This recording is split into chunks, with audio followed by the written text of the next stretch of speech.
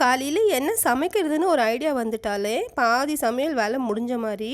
அது மாதிரி தான் வந்து நேற்று முட்டை மட்டும் வேக போட்டு வச்சுருந்தேன். அதுக்கப்புறம் சரி கொஞ்சம் டிஃப்ரெண்ட்டாக செய்யலாம், எப்போதுமே செய்கிற மாதிரி இல்லாமன்னு சொல்லிட்டு புதினா கொத்தமல்லிலாம் அதிகமாக போட்டு ஹரியாலி அண்டா கறி, எக்கு கறி தான் செஞ்சுருந்தேன். ஹரியாலி சிக்கன் செய்கிற மாதிரி.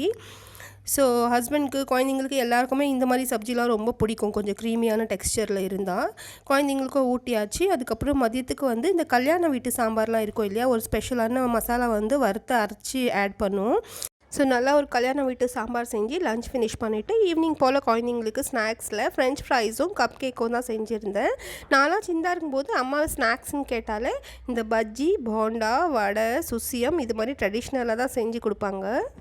ஆனால் இப்போலாம் பார்த்தீங்கன்னா குழந்தைங்களுக்கு வடைலாம் பிடிக்கிறதே இல்லை. யோசிச்சு மெனக்கட்டு இதெல்லாம் செய்கிறதா இருக்குது. நீங்கள் குழந்தைங்களுக்கு ஸ்நாக்ஸ் வந்து ஈஸியாகவும் ஹெல்த்தியாகவும் எதெல்லாம் செய்வீங்கன்னு சொல்லுங்கள். நானும் தெரிஞ்சுக்கிட்டு அதை செய்ய ட்ரை பண்ணுறேன்.